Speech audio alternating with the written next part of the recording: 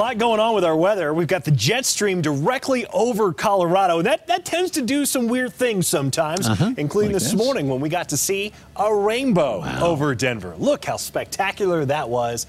I'm not sure what's at the base of that. What are those other tails? They almost look like in the summertime you'd wonder whether that was the start of a tornado. Right. Well, so it's sort of an interesting situation because we got those really fast-moving winds in the upper levels of the atmosphere, similar to what we can have during severe weather season. So it sort of had that feel. Of course, no threat for any severe weather. But when the jet stream's overhead like this, all kinds of things can happen. And look at this in Boulder. They captured a double rainbow. Look at that on the right side of your screen. I want to thank the National Weather Service office up there in Boulder for sharing this earlier today. Just an amazing sight.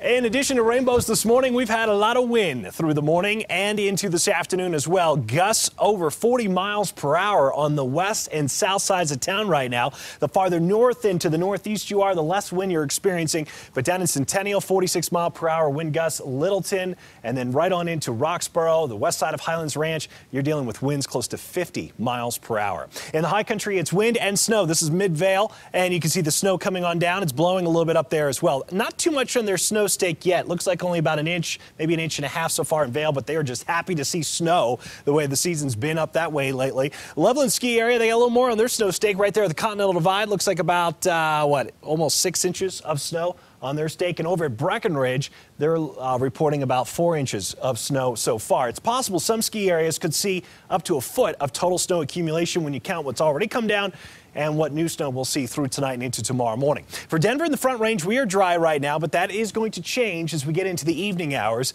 Again, we've got the jet stream right on top of us, and at the surface, there's a cold front up near Cheyenne and near Burns, Wyoming, and then out on the eastern plains, there is a warm front. What's going to happen here is that cold front is going to back its way into Denver. Normally, fronts come in from the west or the north. This one's sort of going to come in from the northeast, and as that front moves in here this afternoon into this evening, it's going to produce the upslope necessary for some snow to develop here along the Front Range. So we'll have that easterly wind behind the front producing the upslope. That's going to meet up with the moisture spilling into Denver from the west, that moisture that's in the mountains right now, and everything coming together to produce us a chance for some snow late afternoon into this evening. Here's midnight tonight. Notice we'll still have that easterly wind, so it's possible that there could be some snow in Denver even through the midnight hour tonight. But then as we get into tomorrow morning, the wind direction shifts, comes more out of the south, so we won't have that upslope. So tomorrow morning, we won't have to deal with any snow for the morning commute.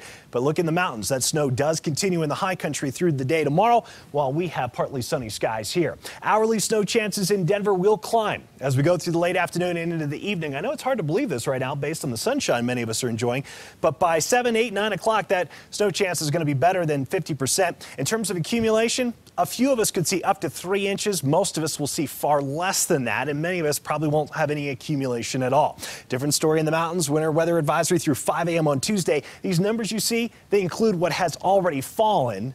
And so west of Vail Pass, we're looking at a total of 4 to 8 inches. East of Vail Pass, generally speaking, 6 to 12. And then down near Crested Butte and Aspen, 4 to 6 inches of snow with their winter weather advisory through tomorrow morning there as well. So again, tomorrow will be dry in Denver, 46, and then Wednesday, 52. Thursday, 60. That'll be our warm day this week, Alan. And then back down to 50 on Friday. And for the weekend, watching a storm that could bring more snow back to Denver, at least in the mountains, maybe in Denver for the weekend as well. We'll keep you posted on that. Yeah, we need that moisture desperately. We need the moisture as well. Ashton, thanks a lot.